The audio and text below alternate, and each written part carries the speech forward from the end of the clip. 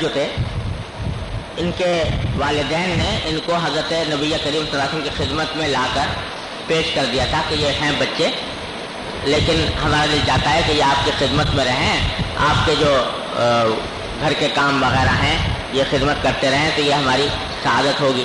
تو حضرت انس رضی اللہ تعالیٰ عنہ 10 سال تک رسول کریم صلی اللہ علیہ وسلم کے خادم رہے ہیں، اور حضور اقدس صلی اللہ علیہ وسلم ان کو مختلف ان سے کام لے لیا کرتے تھے۔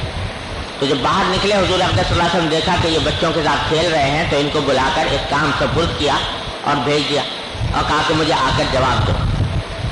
وَجَلَسَ فِي الطَّرِيقِ يَنْتَظِرُنِي، اور مجھے تو کام کے لیے بھیج دیا، وہیں راستے میں ایک سائے کے اندر رسول کریم صلی اللہ علیہ وسلم تشریف فرما ہو گئے، وہیں بیٹھ گئے انتظار میں کہ یہ آ کر میں بتاؤں کہ اس کام کا کیا بنا، یہاں تک کہ میں لوٹ کر آیا اور آپ کو میں نے وہ کام جس کے لیے بھیجا تھا اس کے بارے میں بتا دیا۔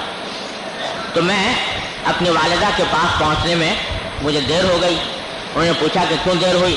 تو میں نے کہا کہ مجھے نبی کریم صلی اللہ علیہ وسلم نے ایک کام کے لیے بھیجا تھا۔ انہوں نے پوچھا کہ وہ کام کیا تھا، کس کام کے لیے بھیجا تھا حضور نے؟ تو میں نے کہا کہ یہ راز ہے رسول کریم صلی اللہ علیہ وسلم کا۔ تو میری والدہ نے پھر اصرار نہیں کیا اور یہ فرمایا کہ ٹھیک ہے، رسول اللہ صلی اللہ علیہ وسلم کا اگر راز ہے تو اس کو محفوظ رکھو، کسی کو بتاؤ مت۔ یہ واقعہ بیان کر رہے ہیں حضرت انس رضی اللہ عنہ۔ یہاں اس حدیث سے ایک پہلی بات تو یہ معلوم ہوئی کہ چھوٹے بچوں کو بھی سلام کرنا چاہیے، چھوٹے بچوں کو بھی سلام کرنا چاہیے، اگر وہ کہیں کھیل بھی رہے ہوں تو ان کو سلام کرنا یہ سنت ہے رسول اللہ صلی اللہ علیہ وسلم۔ یہ نہ سمجھے کہ وہ نابالغ ہیں اور غیر مکلف ہیں تو اس وجہ سے سلام چھوڑیں نہیں، بلکہ ان کو بھی سلام کریں، اور اس میں تواضع بھی، بڑا چھوٹے کو سلام کرے، ورنہ عام طور سے یہ سمجھا جاتا ہے کہ بھائی چھوٹے کو چاہیے کہ بڑے کو سلام کرے، تو یہ تو خیر چاہیے ہی چھوٹے کو کہ وہ بڑے کو سلام کرے، لیکن اگر کسی وقت نہیں کیا چھوٹے نے، اس نے کوتاہی کی، تو بڑے آدمی کو یہ نہ سوچنا چاہیے کہ میرے درجے کے خلاف ہے، میرے منصب کے خلاف ہے کہ میں اس چھوٹے کو سلام کروں، نہیں، سلام کرے، بڑے کو بھی چاہیے کہ سلام کرے۔ دوسری بات اس حدیث میں جس کے لیے امام بخاری رحمۃ اللہ علیہ نے یہاں پر باب کا عنوان بھی اسی کے مطابق بنایا ہے،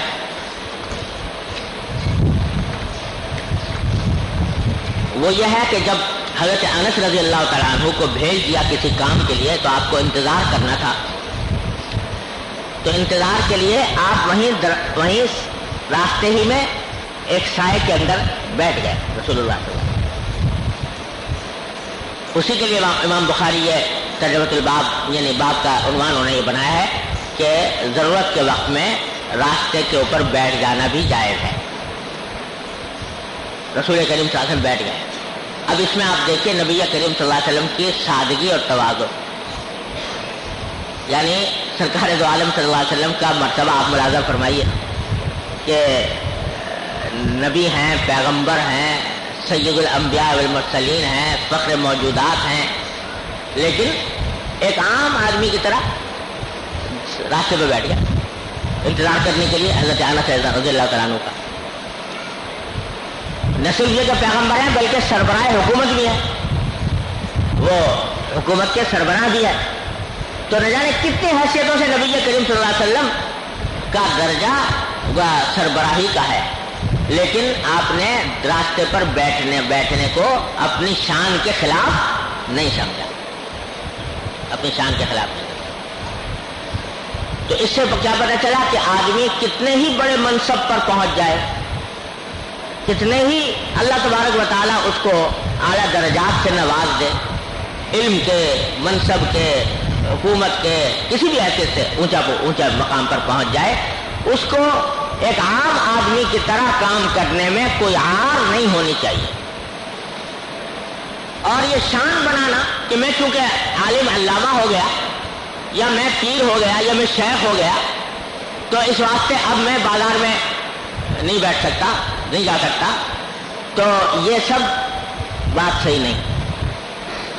حضرت حاجی صاحب قدس اللہ تعالیٰ حضرت حاجی امداد اللہ صاحب مہاجر مکی قدس اللہ تعالیٰ فرماتے ہیں کہ شان بنانا، جو شخص اپنی شان بنانا چاہے کہ میری شان یہ ہو کہ لوگ میری تعظیم کریں اور لوگوں کے سامنے میں ایک امتیاز کے ساتھ آؤں، تو جو شخص شان بنانا چاہے اس کو ہمارے طریق کی ہوا بھی نہیں لگی.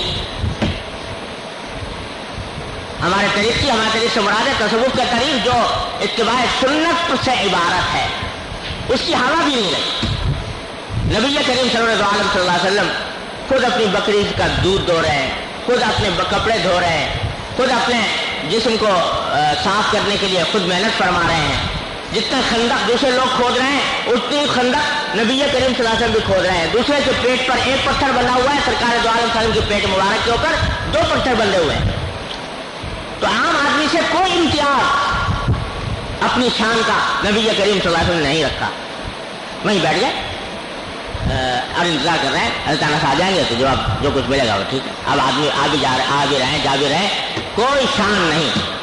یہ ہے بندگی کی شان، فنائیت، ابدیت، کہ اپنے آپ کو فنا کر دینا اللہ تبارک و تعالیٰ کے سامنے. نہ یہ کہ اسی طرح رسول کریم صلی اللہ علیہ وسلم بازار میں تشریف لے جاتے، بعض اوقات اپنی کسی ضرورت کے تحت بھی تشریف لے جاتے، اور بعض اوقات صرف بعض صحابہ کرام سے ملنے کے لیے تشریف لے جاتے بازار کے اندر.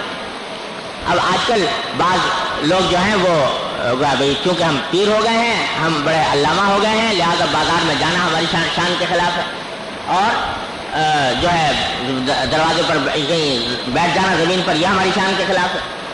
تو یہ ساری باتیں خلاف سنت ہے. نبی کریم صلی اللہ علیہ وسلم کی سنت یہ ہے کہ آدمی عام آدمی کی طرح رہے.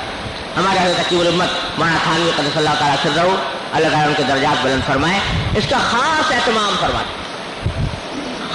فرما دیتے کہ کسی مرحلے پر کوئی نمایاں امتیازی شان بنانے کا شائبہ پیدا نہ ہو.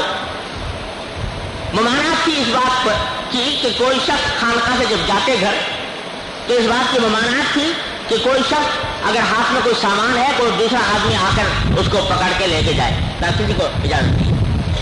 جو سامان ہے خود اٹھا کے لے جا رہے ہیں وہاں تک، اور بلکہ بلا ضرورت ساتھ چلنے کی بھی ممانعت کہ یہ بھی ایک شان بنانے کا انداز ہے کہ مولانا صاحب جا رہے ہیں تو ایک لشکر ساتھ چل رہا ہے آگے پیچھے، تو یہ بھی ایک شان کا سا انداز ہے. حضرت کیا یہ بھی اس کا بھی ممانعت. ضرورت کی بات کرو اور چلو، بلا وجہ ساتھ دور تک چلنے کی اجازت نہیں کی حضرت کے یہاں، اس واسطے کہ شان بنانے کا تصور نہیں. فرمایا کہ کیوں نہ ایک آدمی عام آدمی کی طرح رہے اور اسی طرح زندگی گزار دے. حضرت مولانا محمد قاسم نانوتوی رحمۃ اللہ علیہ جو ہمارے دارالعلوم دیوبند کے بانی، اللہ تعالیٰ نے علم کا اور فضل کا پہاڑ بنایا تھا، لیکن فرمایا کرتے تھے کہ اگر 2 حرف علم کی تہمت قاسم کے نام پر نہ ہوتی تو کسی کو پتہ بھی نہ چلتا کہ قاسم کہاں پیدا ہوا تھا کہاں مر گیا. اگر 2 حرف علم کی تہمت نہ ہوتی، یہ الفاظ 2 حرف علم کی تہمت نہ ہوتی، یعنی کیونکہ لوگوں نے مجھے میری طرف منسوب کر رکھا ہے کہ اس کے پاس علم ہے اور علم کے کچھ تقاضے ہیں کہ بھئی لوگ آتے ہیں ضرورت مند، ان کی ضرورت پوری کی جائے، ان کے سوال کا جواب دیا جائے، ان کے رہنمائی کی جائے، تو اس واسطے بیٹھا رہتا ہوں. ورنہ یہ کہ اگر یہ نہ ہوتا تو کسی کو پتہ بھی نہ چلتا کہ قاسم کہاں پیدا ہوا تھا کہاں مر گیا. تو فنائیت، عبدیت، تواضع اللہ، من تواضع للہ رفعہ اللہ. تواضع کا مطلب یہ نہیں ہوتا کہ زبان سے کہہ دیا کہ میں ناچیز ہوں، ناکارہ ہوں. تواضع کا معنی یہ ہے کہ اپنے آپ کو اندر کوئی امتیازی شان پیدا نہ کرے آدمی. ہمارے حضرت ڈاکٹر صاحب قدس اللہ تعالیٰ سرہ، حضرت عارفی قدس اللہ تعالیٰ سرہ فرمایا کرتے تھے کہ میں وہاں مطلب کیا کرتے تھے وہاں بنس روڈ کے پاس. تو کہنے لگے کہ ایک دن میں نے دیکھا کہ مطلب کے سامنے حضرت مفتی صاحب یعنی میرے والد ماجد پر صلی اللہ علیہ وسلم ہاتھ میں ایک پتیلی لیے ہوئے اور وہ جا رہے ہیں میرے مطلب کے سامنے سے. تو جو لوگ بیٹھے ہوئے تھے میں نے ان سے کہا کہ دیکھو یہ صاحب جو جا رہے ہیں ان کو دیکھو، یہ مفتی اعظم ہے، اور یہ مفتی اعظم صاحب جو ہیں یہ ہاتھ میں پتیلی لے کر ایک عام آدمی کی طرح، اور وہ کوئی چیز بازار سے خریدنی ہوگی یا وہ کوئی چیز لینی ہوگی پتیلی خرید کسی دکاندار کے پاس جا کے خرید کے لے جائیں گے. کوئی پہچان سکتا ہے کہ یہ اس ملک کا مفتی اعظم ہے؟ فرمایا کہ یہی شان ہوتی ہے اللہ کے نیک بندوں کہ وہ اپنی شان، ورنہ وہ اگر کہیں 1000 خدام موجود ہیں، کسی کو بھی کہہ دیں کہ وہ جا کے لے آؤ تو لے آتے، لیکن ان کے دل میں یہ خیال آتا ہی نہیں. وہ سمجھتے ہیں کہ جو ایک عام مسلمان کا حال ہے وہی میرا حال ہے، اس واسطے وہ اگر جو کام کر رہا ہے میں بھی وہی کروں. تو یہ اس طریق کا تصوف کے طریق جو ہے در حقیقت ہمارے بزرگوں نے جو اس چیز کو تصوف کہا ہے وہ عین اتباع سنت ہے. تو اتباع سنت کا طریقہ یہ ہے کہ انسان اپنی شان بنانے سے پرہیز کرے اور جو عام آدمی کی طرح رہے، جیسے کہ عام آدمی زندگی گزارتا ہے. رسول کریم صلی اللہ علیہ وسلم کا طریقہ یہ دیکھیے آپ کہ وہیں پر بیٹھ گئے کہ حضرت انس جب جواب لائیں گے تو سن کے جائے. اب ظاہر ہے کہ وہاں کوئی کرسی تو نہیں بچھی ہوئی ہوگی یا فرش تو یا قالین تو نہیں لگا ہوگا، وہاں تو ہو سکتا ہے زمین پر ہی بیٹھ گئے، وہ مٹی میں بیٹھ گئے ہوں.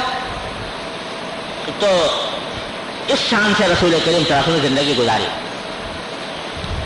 تیسری بات جو اس حدیث میں تھی وہ یہ کہ رسول کریم صلی اللہ علیہ وسلم نے کسی کام کے لیے بھیجا تھا حضرت انس کو، اور جب گھر گئے یہ اپنی والدہ سے ذکر کیا تو والدہ نے پوچھا کہ بھئی کس کام کے لیے بھیجا تھا حضور نے؟ تو انہوں نے جواب میں کہا کہ یہ رسول اللہ صلی اللہ علیہ وسلم کا راز ہے، اس لیے میں آپ کو نہیں بتا سکتا. بچے ہیں نوعمر بچے ہیں، لیکن یہ احساس ہے کہ رسول کریم صلی اللہ علیہ وسلم کی صحبت کی بدولت کہ جب تک حضور کی طرف سے اجازت نہ مل جائے میں یہ بات دوسرے سے نہ کہوں. اس لیے کہ رسول کریم صلی اللہ علیہ وسلم کی تعلیم یہ ہے کہ المجالس بالامانہ، کہ اگر مجلس میں کوئی بات کہی گئی ہے کسی کی طرف سے تو وہ ایک امانت ہے. آپ نے کسی مجلس میں، محدود مجلس میں کسی شخص کی زبان سے کوئی بات سنی، وہ بات آپ کے پاس امانت ہے. جب تک اس شخص کی مرضی نہ ہو، معلوم نہ ہو جائے، اس وقت تک وہ بات دوسری جگہ نقل کرنا امانت میں خیانت ہے. آج ہماری مجلسوں میں پتہ نہیں کتنی مرتبہ یہ بات صورتحال پیدا ہوتی ہے کہ لوگ اس شریعت کے حکم کا لحاظ نہیں کرتے. مجلسوں کے اندر بات ہوئی، ایک آدمی نے یہ سوچ کر کہ بھئی یہ میرا ہمراز ہے یا میرا دوست ہے، میں اس کے سامنے اپنے دل کی بات کہہ دوں، کہہ دی اس نے. اب آپ نے جا کے ساری دنیا میں اس کو پھیلا دیا کہ فلاں صاحب سے یہ بات کہہ رہے تھے. اس کے نتیجے میں فتنہ برپا ہوتا ہے، لڑائیاں جھگڑے پیدا ہوتے ہیں، دل برے ہوتے ہیں. یہ صراحتاً حرام ہے یہ کام، اس لیے کہ مجالس جتنی بھی ہوتی ہیں وہ امانت ہوتی ہے، اور صاحب امانت کی مرضی کے بغیر، اس کی اجازت لیے بغیر دوسرے کو بیان کرنا جائز نہیں.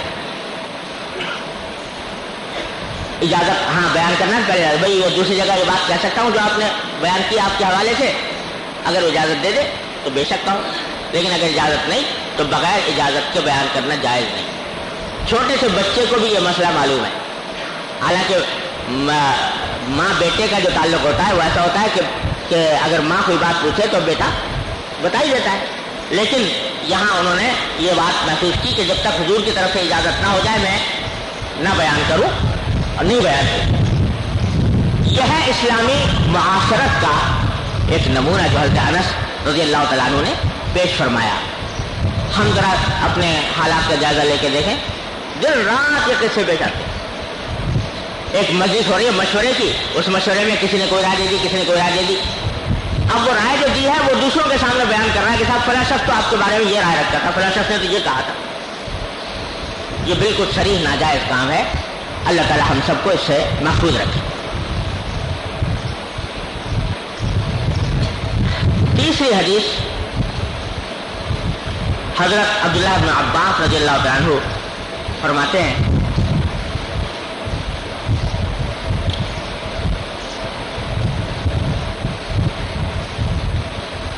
لا الہ الا اللہ، نہیں معاف کیجیے گا، یہ عبداللہ بن عمر رضی اللہ عنہ کی حدیث ہے کہ نبی کریم صلی اللہ علیہ وسلم نے فرمایا کہ لا یقیمن احدکم الرجل من مجلسه ثم یجلس فیہ ولکن تفسحوا وتوسعوا. یہ وہی مجلس کے آداب چل رہے ہیں، تو اس میں حضرت عبداللہ بن عمر رضی اللہ تعالیٰ عنہ نبی کریم صلی اللہ علیہ وسلم سے یہ حدیث روایت فرماتے ہیں کہ رسول اللہ صلی اللہ علیہ وسلم نے فرمایا کہ تم میں سے کوئی شخص کسی کو اپنی مجلس سے اٹھا کر خود اس میں نہ بیٹھے. یعنی آپ کسی مجلس میں گئے، وہاں پر جگہ نہیں ہے بیٹھنے کی، تو کسی ایسے آدمی کو جس کو آپ یہ سمجھتے ہو کہ میرا چھوٹا ہے، تو بعض اوقات آدمی کہتا ہے تم چلے جاؤ میں بیٹھتا ہوں یہاں، اس کو اٹھا دیا خود بیٹھ گیا. تو ایسا نہ کرے، کسی کو اٹھا کر اس کی جگہ پر نہ بیٹھے، اس لیے کہ جو شخص پہلے آ گیا ہے اس کا حق ہے کہ وہ اپنی جگہ پر بیٹھے. آپ اگر اس کو اٹھائیں گے تو یہ اس کی توہین بھی ہے اور اس کے حق کی پامالی بھی ہے.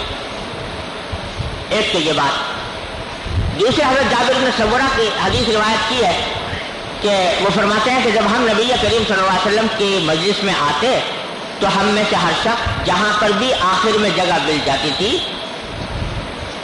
وہیں بیٹھ جاتا تھا، آگے بڑھنے کی کوشش نہیں کرتا تھا کہ جس سے گردنیں پھلانگنی پڑیں. اور تیسری حدیث میں عبداللہ بن عمر رضی اللہ عنہ فرماتے ہیں کہ نبی کریم صلی اللہ علیہ وسلم نے فرمایا کہ لا يحل لرجل ان يفرق بین اثنین الا باذنہما. دو آدمی بیٹھے ہیں، ذرا کھل کے بیٹھے ہیں، اور آپ کو اندازہ ہو رہا ہے کہ شاید ان کے بیچ میں بیٹھوں تو یہ ذرا تھوڑا سکڑ جائے تو بیچ میں بیٹھ کر مجھے جگہ مل جائے، تو آپ ان کی اجازت کے بغیر بیچ میں گھس جائیں. یہ رسول کریم صلی اللہ علیہ وسلم نے اس سے منع فرمایا. دو آدمیوں کے بیچ میں بغیر ان کی اجازت کے گھس جانے سے رسول اللہ صلی اللہ علیہ وسلم نے منع فرمایا. بلکہ فرمایا کہ اگر ایسا کرنا ہے تو پہلے اجازت لے لو کہ بھئی اگر تھوڑی سی مجھے جگہ دے دو میں بیٹھ جاؤں. زبردستی ان کی جگہ پر نہ بیٹھو. لا الہ الا اللہ. اسی طرح یہ جو حدیث میں فرمایا تھا کہ اپنی جگہ دوسرے کی جگہ دوسرے کو اٹھا کر اس کی مجلس میں اس کی جگہ پر بیٹھنا ناجائز ہے، اسی طرح یہ بھی ناجائز ہے کہ ایک آدمی مسجد وغیرہ میں بغیر خود بیٹھے ہوئے پہلے سے بھجوا دے کوئی مصلی وغیرہ. بعض لوگ کرتے ہیں کہ مجلس میں یا مسجد میں ان کا مصلی پہلے سے پہنچ جاتا ہے کوئی سی خادم کے ذریعے کہ وہاں بچھا دو تاکہ صف اول میں مجھے جگہ مل جائے.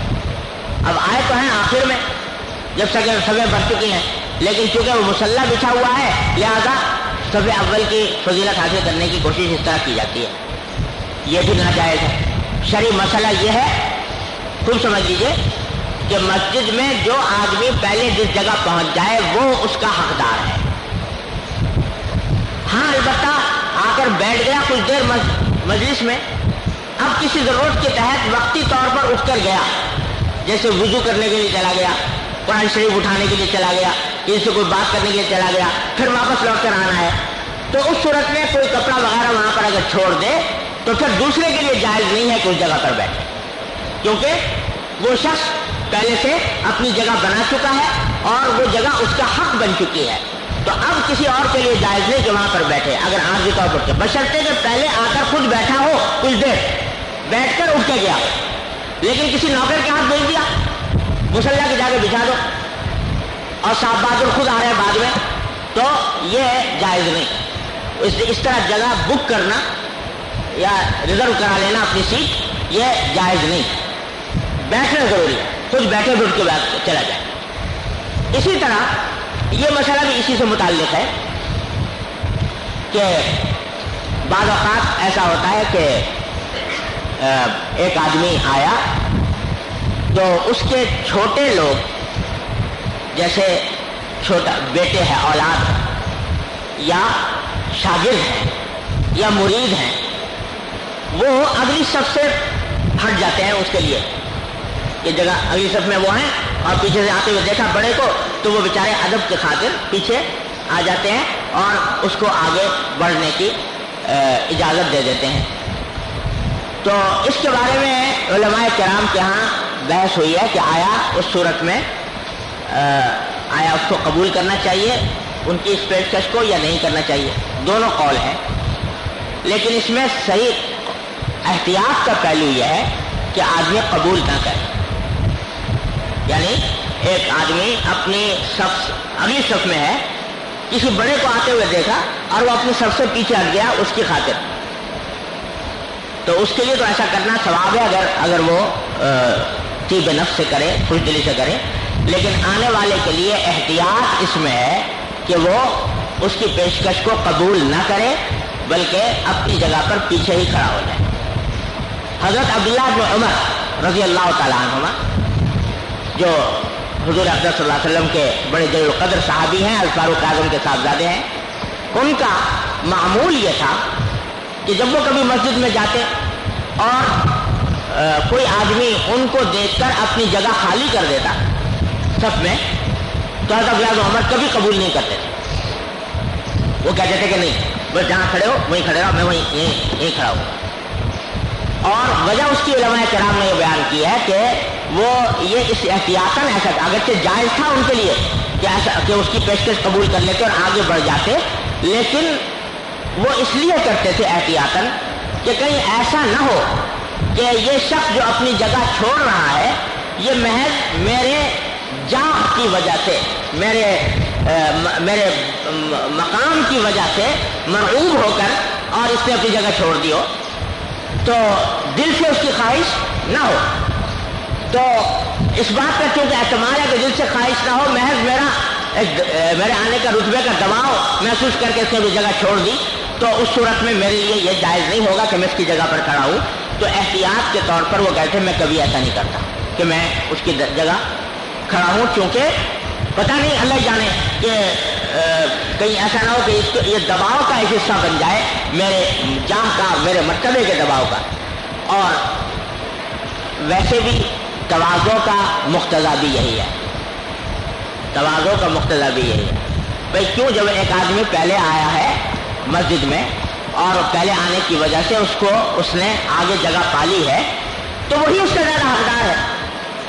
اور اگر پیچھے ایک شخص بعد میں آیا، چاہے وہ اس کا بڑا ہو، استاد ہو، شیخ ہو، کچھ ہو، لیکن وہ آیا بعد میں، تو اس کو حق نہیں پہنچتا کہ وہ آگے بڑھے. وہ جہاں پر اس کی جگہ مل گئی ہے اسی جگہ پر اس کو بیٹھ جانا اور اس جگہ پر نماز پڑھنا اس کے لیے مناسب ہے، کیونکہ یہ اس کے آگے بڑھنے میں خطرات ہیں متعدد. ایک خطرہ یہ بھی ہے کہ جب دوسرا آدمی جگہ خالی کرے گا اور آگے بڑھے گا تو دل میں کوئی عجب پیدا ہو جائے کہ میں اتنا صاحب اقتدار آدمی ہوں کہ میری وجہ سے لوگ جو ہیں اپنی جگہ چھوڑ دیتے ہیں.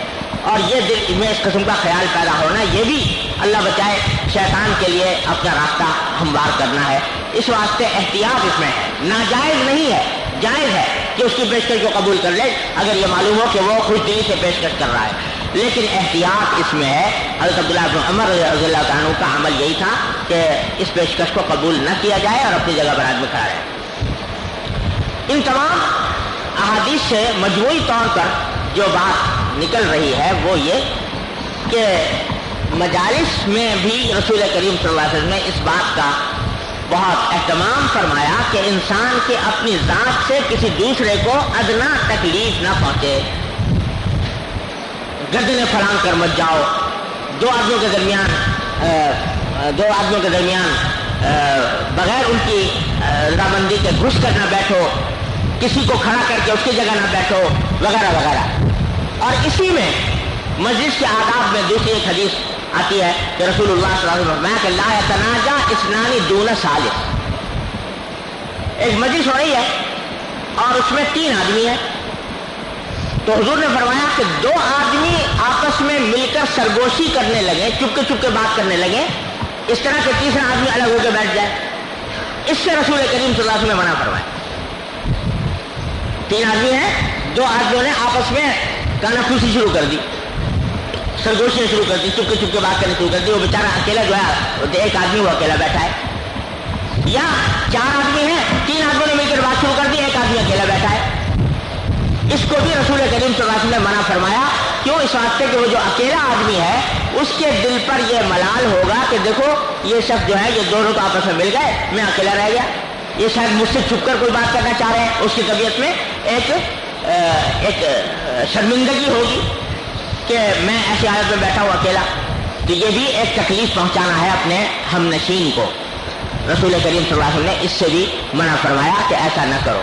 یہ ساری احادیث بتا رہی ہیں کہ رسول کریم صلی اللہ علیہ وسلم ہمارے معاشرت کے اندر چاہتے ہیں کہ کوئی فرد کسی دوسرے کو ذہنی، نفسیاتی، جسمانی کسی بھی قسم کی کوئی تکلیف نہ پہنچائے اور اپنے آپ کو تکلیف پہنچانے سے محفوظ رکھے.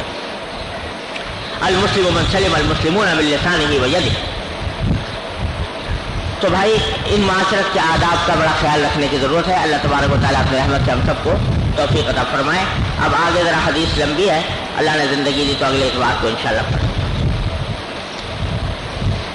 کون؟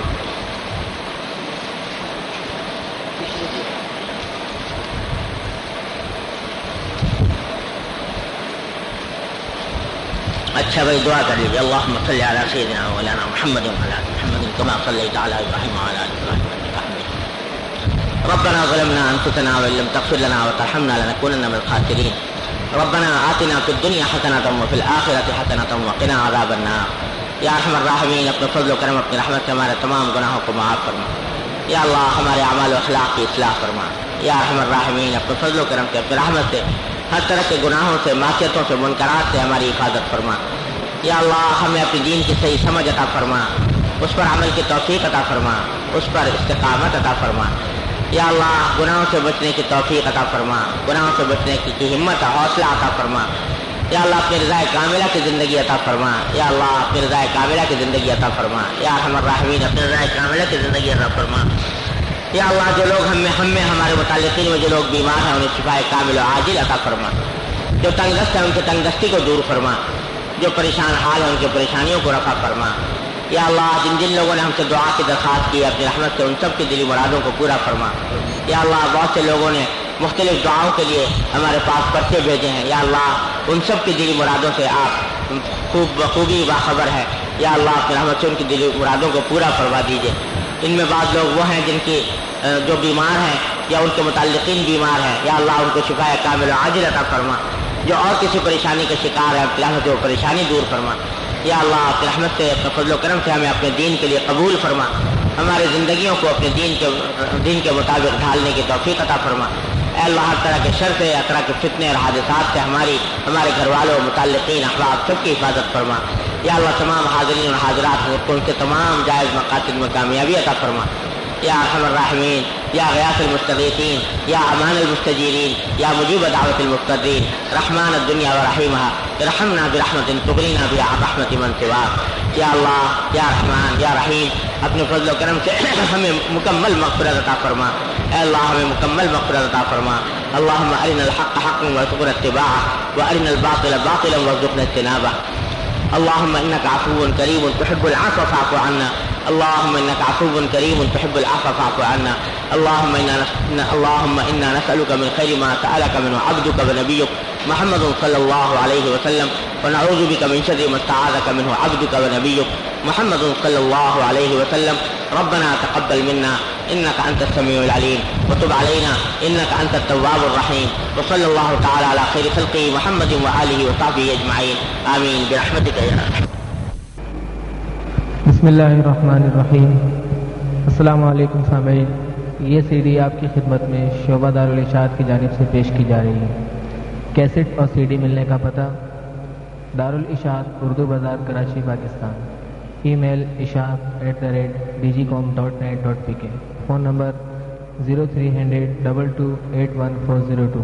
شکریہ.